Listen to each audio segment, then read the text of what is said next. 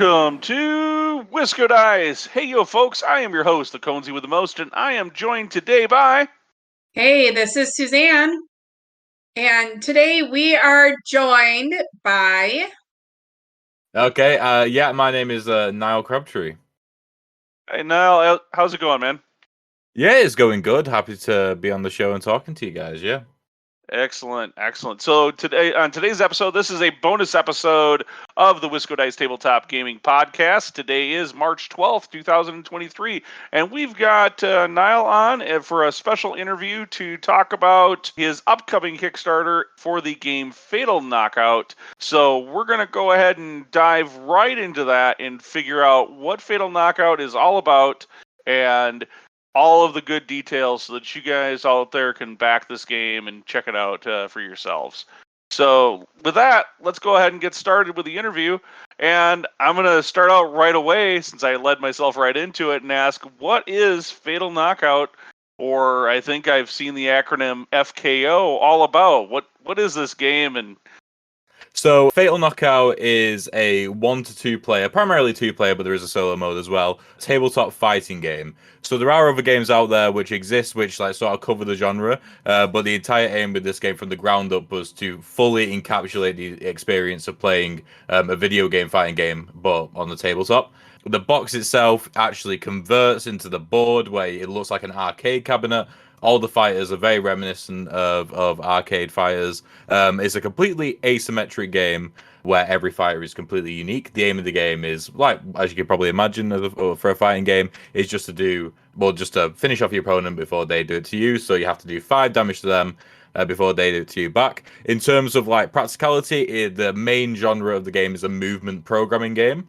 So the game is entirely structured around cards which have certain initiative numbers. One reviewer actually related it a bit to Gloomhaven, in that you play cards and depending on the initiative order, they happen in a certain order.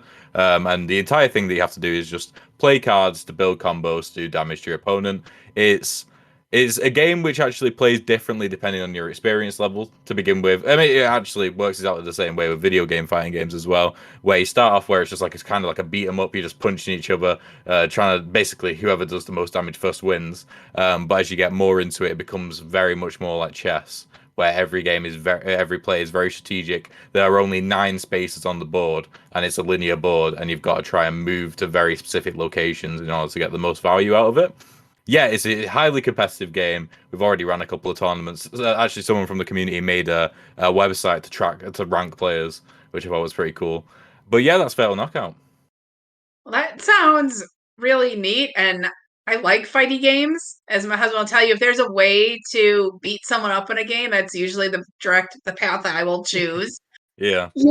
You mentioned that as you learn the game, kind of your player's skill plays into how the game experience is a little bit. Mm-hmm. Do different fighters, I guess I'm assuming you can be different characters and different fighters in the game. Are there starter characters, and then do they progress up in difficulty also? So there are characters which we recommend people start with. What's actually probably a better way to play the game is if you're playing with someone who's got a bit more experience or are at least open to playing a more complex fighter. Because basically the 2 most basic fighters are Cage, the grappler, and Mercury, the rushdown, because they have the most basic unique mechanics. Every fighter, regardless of complexity, has a completely unique mechanic. Cage the grappler, his unique mechanic is the fact that he can grab someone in front of him and throw him behind them. So it actually just grabs in front and throws them behind them, and it goes through shields as well. So it's an incredibly powerful ability. The balancing is that he's very slow, so it matches grapplers in actual fighting games. And the rushdown unique mechanic is the fact that they can use a mechanic called Interrupt, which allows you to bring one card forward in the turn order. And considering the primary way that cards are balanced in the game is through that initiative number, if you bring one card forward in the turn order, that can really upset the balance of the game. I wouldn't recommend the first game that you play is with both of those fighters together, because they have a very similar play style in that they are both melee fighters. The game really shines when you're playing, when you're in a game with 2 characters that play wildly differently and how you deal with that. But yeah, I'd always recommend playing at least one of those fighters. That sounds really fun. I'm sitting here picturing playing this against my husband and just beating him down on the game. You know, he's over there rolling his eyes, I'm sure. I'm pretty much a button masher when it comes to fighting video games, so I at least have a hope and a prayer here. I think since it's just playing the game itself. So I'm trying to find or think of games that honestly sound similar in genre and in kind of theme and mechanics to what we're talking about. And I think there's probably some similarities with Initiative, but how does FKO really stand out from those other games that have very similar theme to it? Yeah, so there are a couple of games which I'll be straight up as well, and people might not believe me, but I purposefully went into designing this game without looking at any other game that was in the genre, because I am my whole entire thought process from the beginning was encapsulating that experience of playing a video game fighting game. I did not want any outside influence at all from other games. To name drop a couple of games which are in the genre, and this is a tiny genre at the moment, so I don't know if you know or remember when video games like Doom came out, and then first-person shooter games came out after that. Mm-hmm. Every game was called a Doom clone. Every first-person shooter was called a Doom clone. You don't call Call of Duty nowadays a Doom clone. So people might think that because there's only 4 games in the genre, if a new one comes in, it's a clone of the other one. They are incredibly different, like any board game. Like you don't say like a new Euro game is the same as all the other Euro games, even though they kind of are. But anyway, so to name drop games like Exceed and I actually forget the name of the other one, but those are like sort of the 2 big ones. Exceed is the biggest one. But without a doubt, Fatal Knockout, I believe, in terms of gameplay, but also aesthetic, capture the experience of the fighting game more. The thing with Exceed is that it is way more complex. Something which reviewers have said when also they've name dropped Exceed as well is that Fatal Knockout is by far a lot easier to get into. The only learning curve with Fatal Knockout is the fact that it is entirely iconography based. But the thing is, the iconography is so logical that once you learn one icon, you learn them all. There hasn't been a single player during playtesting, or like we were just at Aircon, like we were talking before the podcast, that hasn't completely understood every single icon in the game, even if they haven't seen them yet or come across them yet after the first turn. Like they completely understand it before they get onto the second round, which was like a minute long. Yeah, it's super easy to get into, but it's just as deep as Exceed or any other games. So it's got that thing as well. It's got that's something which I really like about the game. It's got that low skill floor, as in like you can enter and do and like know what you're doing to begin with, but a very, very high skill ceiling as well. Like we had the tournament the other day, like I said, and the difference between players which have been playing for a few months now, players which have just picked up the game is insanely like wide, which I really like about the game. Cool. It sounds like it's very accessible to a wide range and skill level of players, which is always great for a game that that you want to play several times. What inspired you to create this Fatal Knockout game? I actually have no idea. That's the thing. So I was at the time I was still at uni, and I was on the weekend I was delivering pizzas. So I was a pizza delivery person, and it was in between going out for a delivery. Actually, like I had 5 minutes to just sit and chill on my phone, and it just popped into my head straight away. Like I just like the idea. It was a slightly different concept. It was very much more trying to capture specifically the experience of Super Smash Bros. So like the game originally had like platforms which you could jump onto, which didn't end up working at all, and that sort of thing. It was going to very much capture Smash Bros. Rather than just like fighting games in general. But the first thing I did was actually I Facebook messaged the artist which I worked on for a previous game, because I thought if this game's going to work, I need their art as well. And it was going to be dead on arrival if they didn't say yes. And they immediately said yeah, because they also love fighting games. And then it just went from there, and that was probably about 15 months ago now. So I've been in development for 15 months. So yeah, that was really the inspiration. Also, I love fighting games, especially Smash Bros. Which I know if people are listening from the fighting game community, they probably it's like the most vanilla base entry level fighting game, and people who are like really into fighting games are like, that's like the child's fighting game. But I really love it, so there we go. Well, it's also the fighting game that's approved by a lot of parents too. Yeah, exactly. So, a lot of people get to play with it that way. So, yeah, exactly. So, what makes you really excited about this game? I mean, you've got a lot of passion in your voice when you're talking about it, but what is Is there any singular thing that makes you super excited? It's entirely the community around the game. My previous games have all been like relatively small, but like the community has been like they're very like separate because first of all, my previous games have never been competitive. Like my last game, Langskip, was entirely like me trying to fix the problem that I thought was with the bluffing game Coup. If you've ever played that, I didn't like the player elimination in that game, so I made a bluffing game without player elimination, and also gave it a Viking theme, kind of like Vikings.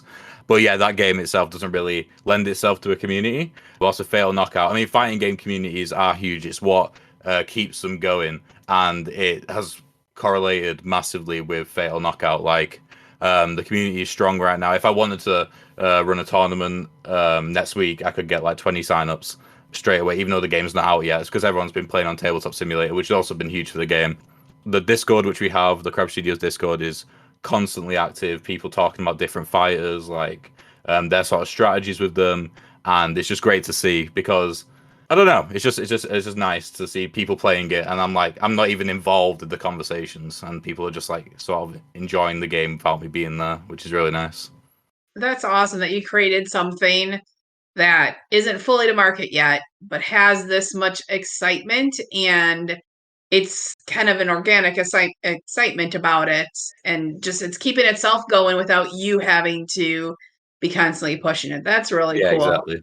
with that. And also, as I'm listening to you, this game sounds like a good bridge to get some of those um, console gamers at like the fighting games into the board game. It sounds like it's kind of a bridge over into this other type of gaming for them. Yeah, exactly. My sort of mindset changed with making board games after my second one because it's weird because like depending on who listens to this, they might consider this to be like cringy or whatever. But I was listening to an audio book called 1 Year to $1 Million, which is like obviously like a terribly named self-help book. But I was listening to it, and there was one key bit from it which I took from it was that. A lot of people make mistakes by going into an industry or into a market and immediately trying to take a slice of the pie, like for themselves, like slice of the market share without growing it themselves. So with Langskip in this game, especially this game, my aim has been not just to try and make it a great game for people who are into board games, but make it a great game to actually grow the market for everyone. Because like that's the thing. That's why I have such like a big respect for gateway games or like that simple like Ameritrash games is the fact that it gets people into the hobby. They're like gateway games into the hobby. Like I think I would hazard a guess that like a good like 5% of the whole industry, like their first game was like Exploding Kittens or like Love Letter or something like that, and then they progressed into like your Brass Birmingham and stuff like that. So I have a huge respect for them, and that's something which I try to do. Try like a lot of people from the Fatal Knockout community as well. This is their first board game, which is really cool. No, it's actually really important to be able to promote and support those entry level gamers, and I've got to imagine because of the theme of this game that there will be a number of backers that back this game because it's a fighting game on the tabletop. It's that experience, right? And so it captures that. I was just talking to Dave from Paverson Games in regards to his game Distilled, and he was very confident that a large portion of backers were backing it because they loved whiskey. So this is going to be, I would think you're going to get those first time board gamers. They're going to be diving into this, getting that first opportunity into this game because of that. One of the things that I find very, very interesting with this game, just looking at some of the preview art and the setup from it online, was that the art is really unique and not exactly what I would have thought when I first started hearing about this game, and it being a fighting game. I'm instantly drawn to games like Mortal Kombat or Street Fighter, and this game has it captures that art, but it's much more I would say unique. I don't know exactly how to describe it. Can you tell me a little bit? I know you mentioned earlier that you sought out a specific artist to do the artistic design.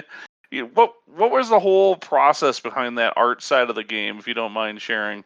No, yeah. So, the artist name, they go by Fodsley on the internet, and they really, really like if you look at their Twitter at any point, if you just search Fodsley on Twitter, a lot of their artwork, which they do anyway, is of this art style. They is called the Y2K aesthetic, and it's from like late '90s, early 2000s pop art, pretty much, where huge black outlines, solid colors, everything's super simplistic, and all the details in the shading.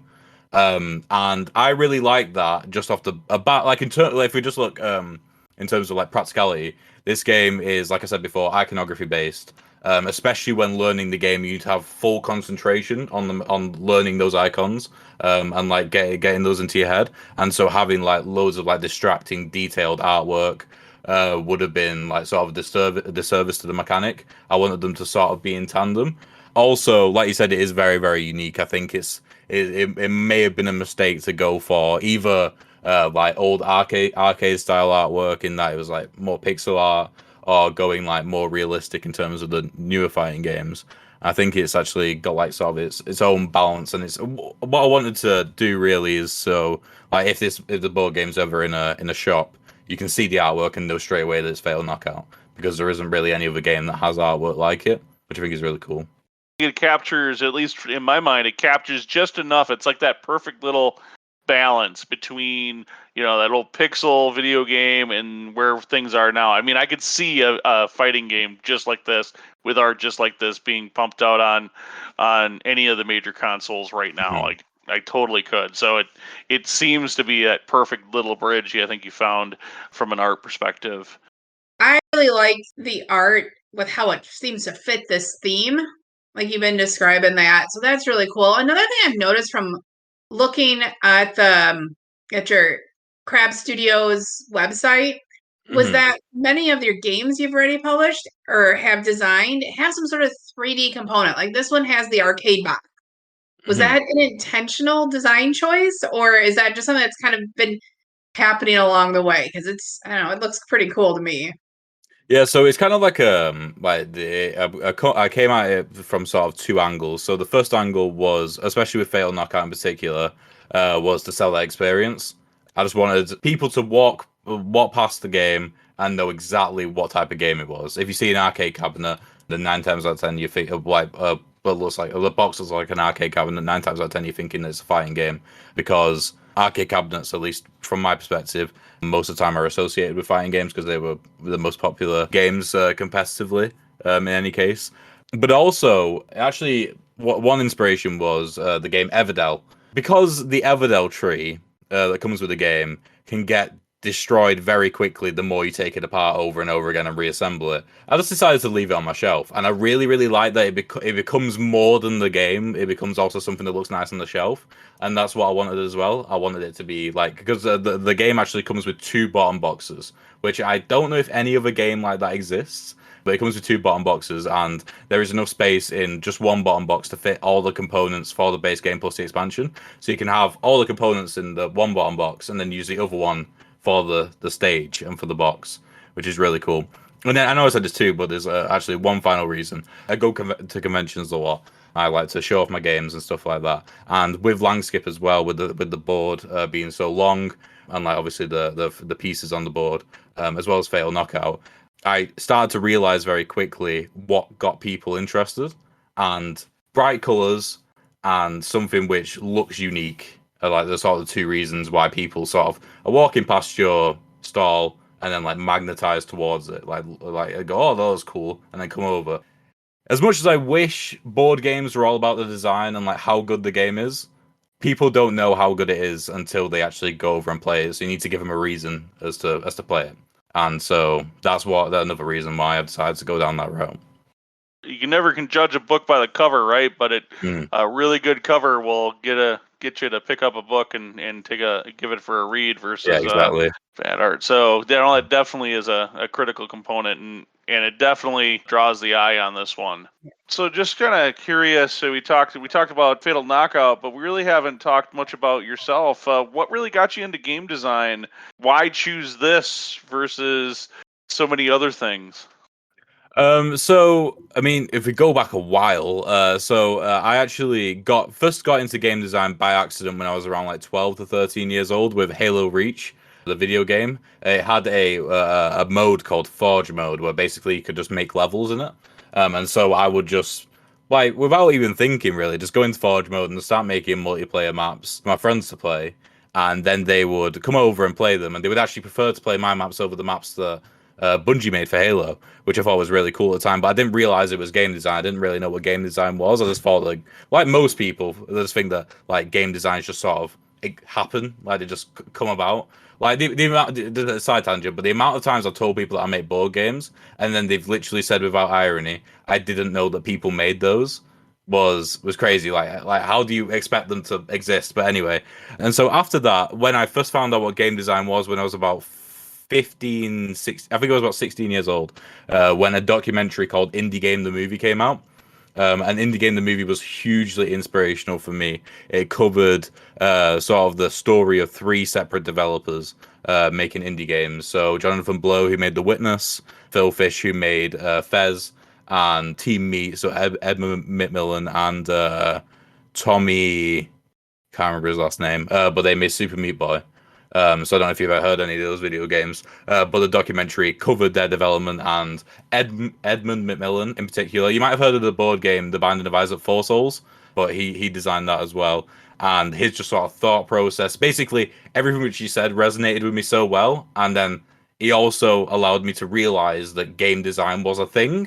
And so from that point on, I was like, right, this is what I wanted to do. So I went to university to get a degree in game design. And then I got it, and then I now work at a video game studio as well called Team 17. If you ever heard of the Worms games, like Worms WMD, Worms Battlegrounds, or whatever, they made those, and they make a bunch of other games as well, like Golf with Your Friends. They published Overcooked 2, Overcooked and Overcooked 2, that sort of thing. And so I'm working there at the moment, doing video game design, and then also doing this in my spare time as well. And another reason I want to make board games in particular, not just go into game design, was through actually doing video game development first and realizing that any idea that I had, it would take like 3 years to make. Whilst with board games, I could have an idea, and then within a few hours, especially with Tabletop Simulator, which is amazingly powerful, I could have the game ready to play, which is amazing. So yeah, that's my life story. A much shorter board game development cycle than I think I've heard anyone else talk about that we've talked to up to this point. Usually, the people we've talked to tell us, it's from inception to through the playtesting cycle and getting a board game to the point where they're really bringing it to market and whatnot. We're talking about something that's usually a couple years. You're definitely talking about something that because of tools like Tabletop Simulator, you can spawn an idea and at least get it into a playtesting environment very quickly, which is really interesting to hear and really exciting to see that that is also possible. We do a lot of interviews with game designers on this show, and so getting that perspective for somebody out there that's interested in doing board game design and understanding that it doesn't have to be this major process just to get your game out there and start getting people to try it and play it. I think that's a really important thing as well. Yeah, that's the thing. With Tabletop Simulator is so underutilized by anybody that's new or have been experienced in the industry for so long. Because just one example, like for example, if I was to playtest the game physically, let's say that I haven't printed it and it's still like just pen and paper, and I playtested it, got a bunch of feedback. I then have to go home, get out all the crafts, like do new cards, cut them out, and whatever. And then the next week, the next game night at the local game store, I'd go back in and playtest again. With Tabletop Simulator, people could be playing the game, and then on the other screen, I could have Photoshop open, making changes right away to the cards. And they all also look beautiful because all the artwork's done, and it doesn't matter that I'm making changes to the cards because they're not actually printed. And then I just save the image on one screen, import it into Tabletop Simulator in like 2 minutes, and then they're playing a different version of the game, which is super, super powerful. It makes the iteration playtesting cycle so much quicker, and so like more painless is not the best phrasing of that. But it makes it painless anyway to do. And also, I'm just not a crafty person at all. I hate actually like pen and paper. I understand completely the value of it because I remember with my second game, I made it entirely in Tabletop Simulator, and then I realized that it takes up like 3 times as much table space as it should do. Because obviously in Tabletop Simulator you can have as much space as you want, but it was just a card game and it would take up like a full table to play, which you shouldn't have done. So there is definitely validity to doing it physically as well. I think there should be a balance, but I'm a strong believer in that the core iteration cycle when it comes to like balancing and testing out ideas should be on Tabletop Simulator to save you so much time. And also you get like a lot of my playtesters are like from all over the world, like all over Europe, all over America, and that would be impossible if it was physical. So that's another advantage as well.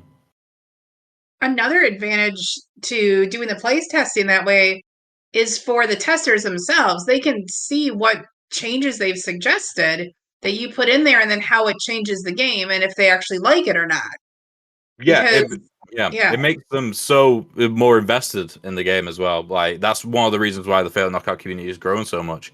Like I just had someone join today and they recommended that I change something because they were colorblind. And then they were shocked when I said, "Yeah, I'll change it right away." Like I think that the people in the board game industry, I'm particularly used to seeing that rapid iteration that you would potentially. I know video game development is a lot longer, but that sort of those small iteration cycles happen constantly behind the scenes, and I think that happens a lot less in board games. So I think people are like not necessarily used to it, but the tools are there now for it to happen. So yeah. Well, that sounds really neat. Now, this game is out on Kickstarter by the time this recording goes out. What can you tell us about this Kickstarter campaign for Fatal Knockout? Yeah, no worries. So, currently as we're recording, we're at 117 backers, 75% funded. So maybe by the time this goes out, it will be funded. If not, it should be close to it. The goal is £7,000. I'm not sure what it is in dollars. I think it's like 8,200 or something like that. Basically, the Kickstarter has pledges for a print and play, first of all, where you can get the entire base game print and play files. Also, all of the pledges get that as well. It's not just a base pledge. It's not just a print and play pledge. Then you have a pledge for the base game of Fatal Knockout, which comes with 6 fighters. All these fighters are available to look at on the Kickstarter. And then £54, you have Fatal Knockout plus the Oddities Fighter expansion, which is 4 additional fighters. The reason why we wanted to separate these is entirely down to like I love it on Kickstarters when I can choose how much content I want and how much money I want to spend, rather than just having it all in one big box, because the Oddities Fighter Pack and every other expansion that we do for Fatal Knockout is going to be a more expansion, like just more things. It's not going to change the game in any way. It's just going to give you more fighters, like it would like with video fighting games as well. Like all the expansions are always just more fighters. So we wanted that to be like sort of an opt-in thing. You also have the ability as well to get like an add-on, which is a foldable travel-size board. So because we want this to be a tournament game as well, we don't imagine people taking a huge. It is quite a big box.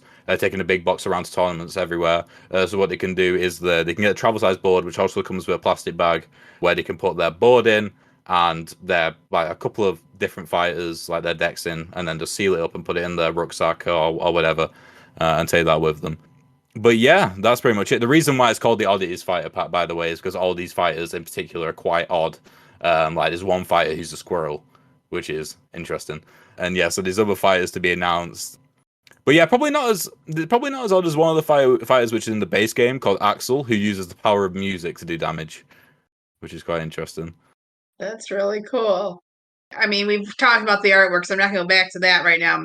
But these fighters with their names and the artwork, it just kind of makes you smile too. Like they have these personalities that come through. Oh yeah, they all have definitely distinct personalities.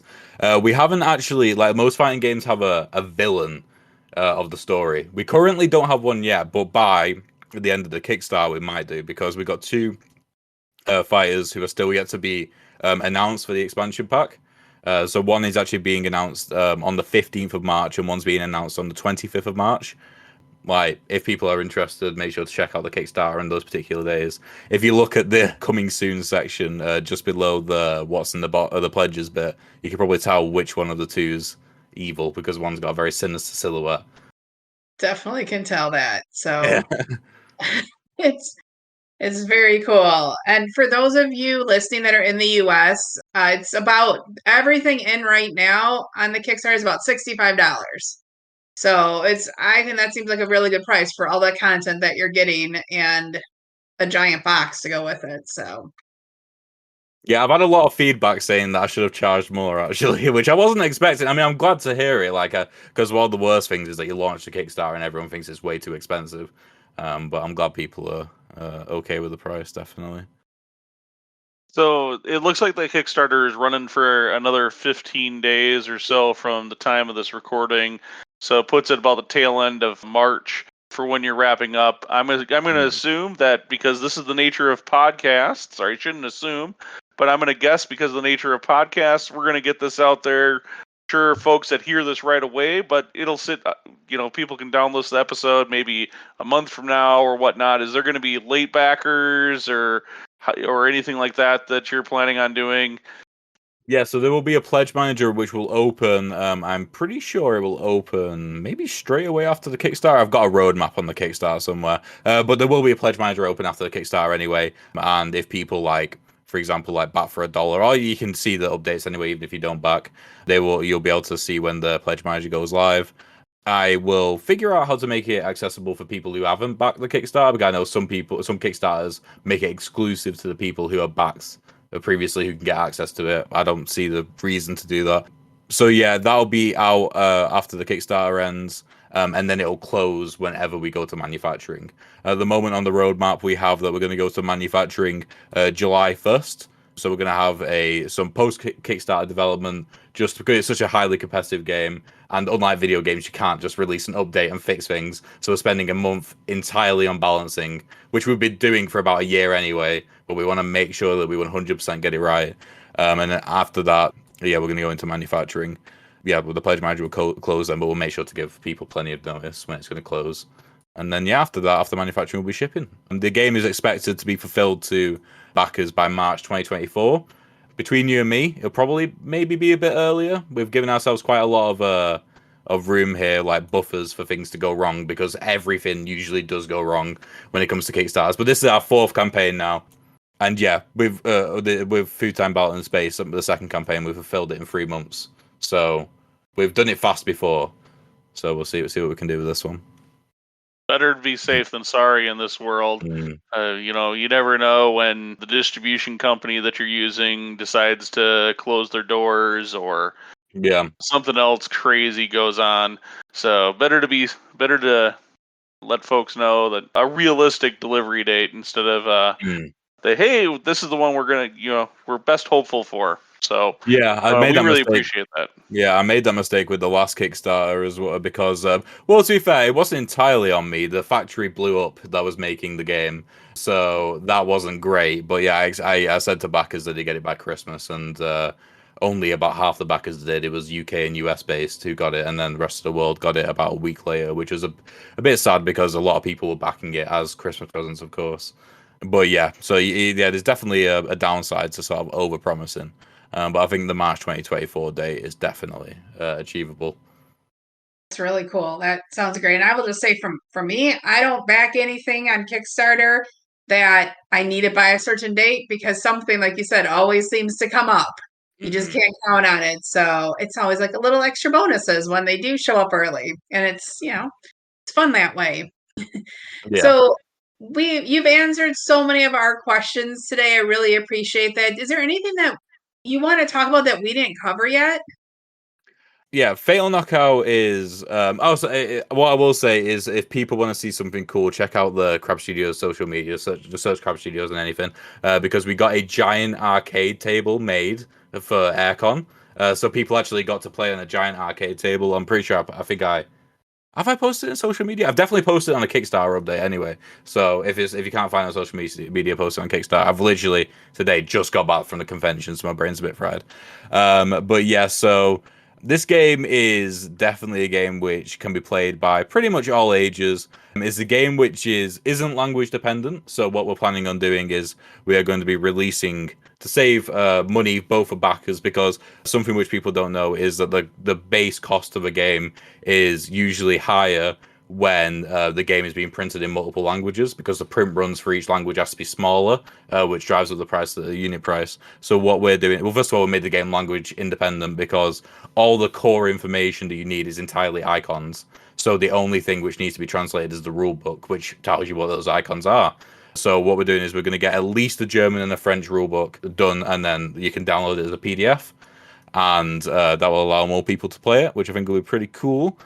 Yeah, if you are interested in sort of like playing the game with a bunch of people on Tabletop Simulator before the game comes out, then just check out the Kickstarter, and there's a link right at the bottom of the Kickstarter as well as most of the updates, where you can join the Discord server, and you'll be welcomed by a bunch of really nice, friendly people who will just want to play games with you, which I think is quite nice.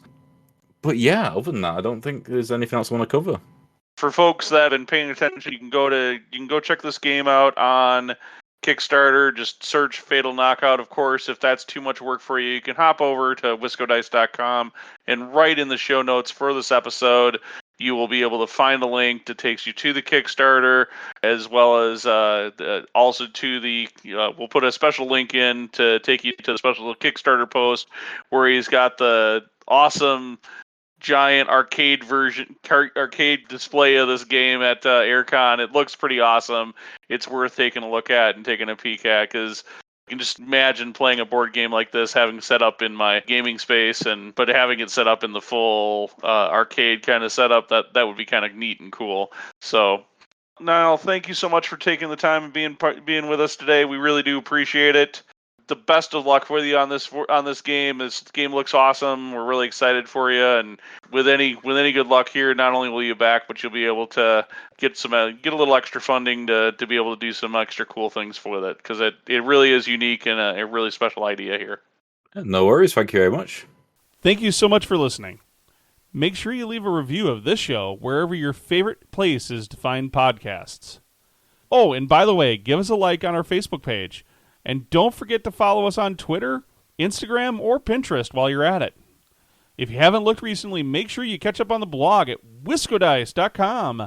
Hey, Brian, what's that site? Oh, darn, I forget. Justin, what's our website again? wiscodice.com. That's right, it's wiscodice.com. And until next time, everyone, peace out.